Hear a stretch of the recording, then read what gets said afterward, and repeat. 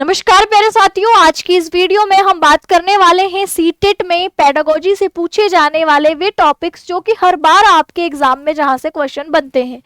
तो इन टॉपिक्स को अगर आप बहुत अच्छे से समझ लेते हैं तो यानी सीटेट में पेडागोजी की जो आपकी समस्या रहती है, शिक्षण शास्त्र की जो समस्या रहती है, वो आपकी हल हो जाती है।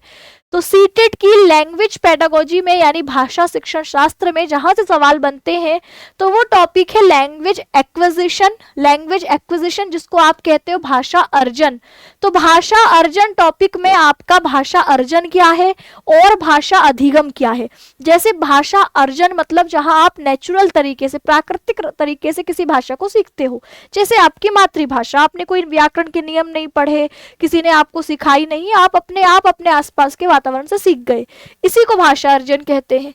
भाषा अधिगम क्या है, जहां आपने व्याकरण के नियम पढ़े और आपके प्रयास करते हुए भाषा सीखी। जैसे आप स्कूल जाकर के पढ़ना लिखना सीख रहे हैं, किसी दूसरी भाषा को सीख रहे हो, तो ये होता है अधिगम, इसको कहते हैं लैंग्वेज लर्निंग। तो ये आपके हर बार यहाँ से सवाल देखने को मिलेगा। भाषा सीखने में आपके परिवेश की क्या भूमिका होती है। जिस भाषा में आपको एक परिवेश मिल जाएगा उस भाषा को आप जल्दी सीखेंगे। मातृभाषा की क्या भूमिका है ना, सीखने में मातृभाषा की क्या भूमिका होती है। तो आप कह सकते हैं कि जब मातृभाषा में बच्चे को पढ़ाया जाता है तो वो किसी भी विषय को तेजी के साथ सीखता है, शीघ्रता से सीखता है और उसके कॉन्सेप्ट भी बहुत मजबूत बनते हैं। तो यानी मातृभाषा की भूमिका से सवाल बनेगा। प्राकृतिक क्रम परिकल्पना यानी एक नेचुरल ऑर्डर हाइपोथेसिस की किस तरीके से भाषा सीखने का जो एक नेचुरल क्रम रहता है। त्रुटियां, गलतियां सीखने की प्रक्रिया में क्या भूमिका निभाती हैं। ये टॉपिक्स मैं आपको इस वीडियो में बता देती हूँ। इन टॉपिक्स की छोटी छोटी वीडियोस आपको इसी वीडियो सेक्शन पर आप नीचे देख रहे होंगे, तो बहुत सारी वीडियोस डल चुकी हैं, आगे और भी वीडियो डलेंगी। तो इन टॉपिक्स पर छोटी छोटी वीडियो आप लोगों के समय समय पर आएगी। अगर आप चाहते हैं कि पूरे ही लैंग्वेज पेडागोजी का एक कंप्लीट वन शॉट आ जाए तो आप लोग कमेंट करके बता दीजिएगा, एक कंप्लीट वन शॉट कर लेंगे, है ना।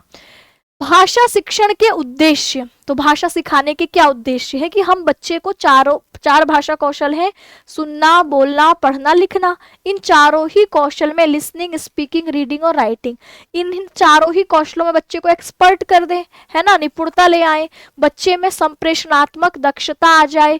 ठीक है, तो इस तरीके के टॉपिक्स आपके सीटेट में पूछे जाएंगे। Approaches and methods of language teaching, आखिर भाषा सिखाने की जो विधियां हैं, जो उपागम है, जो अप्रोचेस है, यहाँ से सवाल बनेंगे। अब बहुत सारी अप्रोचेस हैं, लेकिन जो अप्रोचेस बार बार पूछी जाती है उसमें है संरचनात्मक उपागम, संप्रेषणात्मक भाषा शिक्षण, कार्य आधारित भाषा शिक्षण, प्रत्यक्ष विधि, व्याकरण अनुवाद विधि, श्रव्य मौखिक विधि, बहुभाषिक उपागम।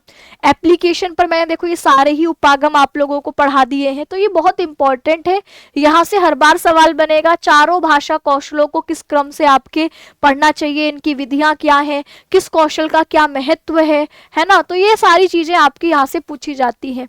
पठन कौशल में जहां से सबसे ज्यादा सवाल बनते हैं वो है सस्वर पठन, मौन पठन, गहन पठन, व्यापक पठन, ये इसमें भी इंपॉर्टेंट है। एक आपके ये स्कीमिंग और स्कीमिंग जल्दी जल्दी पढ़ना, सरसरी निगाह से पढ़ना, त्वरित पढ़ना।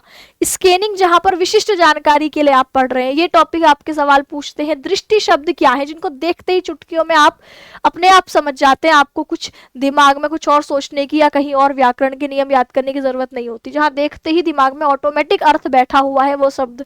पठन समस्याएं एवं उनका समाधान क्या है।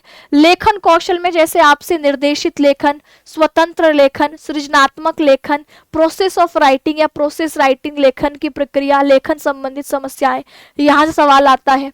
एरर्स एंड एरर करेक्शन, त्रुटि एवं त्रुटि सुधार, कि बच्चे की त्रुटियां एवं भूल क्या अंतर है इनमें, त्रुटियां क्या सीखने का संकेत है, सुधारात्मक प्रतिक्रिया आपको कैसे देनी है, त्रुटियों के प्रति आपका क्या दृष्टिकोण होना चाहिए। अगर कोई बच्चा है आपकी क्लास में बार बार गलतियां करता है तो आपकी क्या अप्रोचेस, क्या रवैया उसके प्रति होना चाहिए।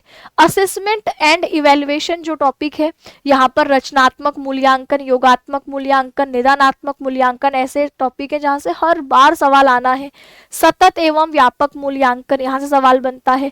पोर्टफोलियो, संग्रहिका, रूब्रिक्स मूल्यांकन मानदंड, ऑब्जर्वेशन अवलोकन, ये वो टॉपिक है जो मूल्यांकन से पूछे जाते हैं। पाठ्य पुस्तक से संबंधित मुद्दे कि अच्छी पाठ्य पुस्तक की आखिर क्या विशेषताएं होती हैं, बाल केंद्रित पाठ्य पुस्तक आप किसको कहेंगे, पुस्तकों में चित्रों का क्या महत्व है, साहित्यिक एवं गैर साहित्यिक पाठ आपके भाषा सिखाने में क्या भूमिका रखता है। इसके अलावा बाल केंद्रित शिक्षण, यानी हम आपके विद्यार्थी को एकदम सक्रिय रख करके किस तरीके से सिखाते हैं, है ना। और शिक्षक सहायक के रूप में क्या शिक्षक की भूमिका आपके सिर्फ एक इंस्ट्रक्टर की होगी, जो आपके क्या शिक्षक की भूमिका केवल इंस्ट्रक्शन की होगी कि वो सिर्फ आपके निर्देश देगा छात्रों को, या उसकी भूमिका सुविधा प्रदाता फैसिलिटेटर की होगी। तो इस तरीके से सवाल बनेगा। ग्रुप वर्क, समूह में कार्य करने के लिए जो है आपके छात्रों को समूह में जब हम कार्य करवाते हैं तो उनमें किन किन स्किल्स का विकास होता है, युग्म कार्य, परियोजना कार्य। तो ये आपके कुछ ऐसी टॉपिक्स हैं जिनसे आपको सवाल देखने को मिलेंगे। बहुभाषिकता यानी मातृभाषा आधारित बहुभाषिकता, कि मातृभाषा पर आधार करके आप अन्य भाषाओं को कैसे उसको सिखाते हैं और मातृभाषा से ही क्यों शुरू करते हैं। कोड स्विचिंग या भाषा परिवर्तन आप इसको कहते हैं, कोड मिक्सिंग भाषा मिश्रण इसको आप कहते हैं, ट्रांस लैंग्वेजिंग अंतरभाषीय प्रयोग। तो ये आपके बहुभाषिकता से बनने वाले सवाल हैं।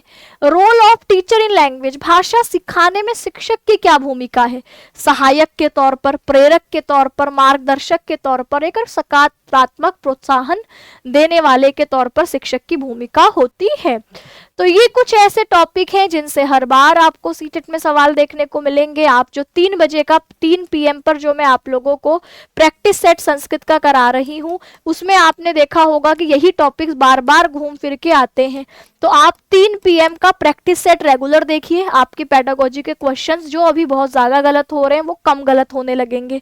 अगर आपको लगता है कि आपने पेडागोजी की थ्योरी नहीं पढ़ी है तो भैया या तो आप बुनियाद बैच रोजगार वित्त अंकित एप्लीकेशन पर बुनियाद बैच लेकर के वहां से क्लासेस ले लीजिए, या फिर यूट्यूब पर वन शॉट अगर आप चाहते हैं कि छोटी छोटी वीडियोस तो चलो आ ही रही है, लेकिन अगर एक बढ़िया सा वन शॉट आ जाए तो हमारी और अच्छी तैयारी हो जाएगी। तो बता दीजिएगा, इन्हीं टॉपिक्स को मैं एक वन शॉट ला करके आप लोगों को समझा दूंगी, तो आप लोगों की पेडागोजी के ये कॉन्सेप्ट मजबूत हो जाएंगे।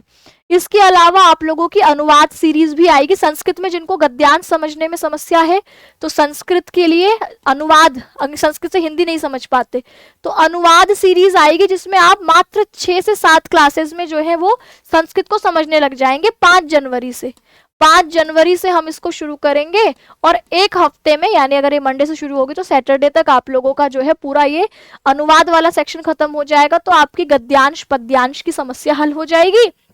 साथ ही जो पेडागोजी के क्वेश्चंस को पढ़ करके संस्कृत में आप उसका हिंदी नहीं समझ पाते हैं, प्रश्न ही नहीं समझ में आता तो उत्तर कैसे देंगे, ये वाली समस्या भी इस सीरीज से आपकी हल हो जाएगी। ठीक है, तो अभी फिलहाल के लिए आप बुनियाद बैच की 7 PM की क्लास एप्लीकेशन पर देखिए, 3 PM का प्रैक्टिस सेट देखिए। बाकी जनवरी में आप लोगों का एक वन शॉट और एक आप लोगों का ये अनुवाद सीरीज में ले आऊंगी, और कुछ व्याकरण के टॉपिक जो हर बार बनते हैं उनका वन शॉट आ जाएगा। तो एक कंप्लीट तैयारी आपकी सीटेट की हो जाएगी। तो कमेंट में बताएंगे कि भैया आपकी क्या समस्या है, और ये सारे टॉपिक्स में से कितने टॉपिक ऐसे हैं जो आपको पहले से पता है, और क्या कुछ जैसे आपको पता है, आपको लगता है कि हमें 60% आता है तो कमेंट करके बताओ कि 60% तो क्लियर है लेकिन 40% में दिक्कत है या ये टॉपिक्स में दिक्कत है, तो उसको आप कमेंट में बताएंगे। तो उसी कमेंट्स को पढ़ने के एनालिसिस करने के बाद मैं आपके वन शॉट में उन टॉपिक्स को फिर लेकर के आऊंगी। ठीक है, आज के सेशन को यहीं विराम देते हैं। सभी को नमस्कार, धन्यवाद।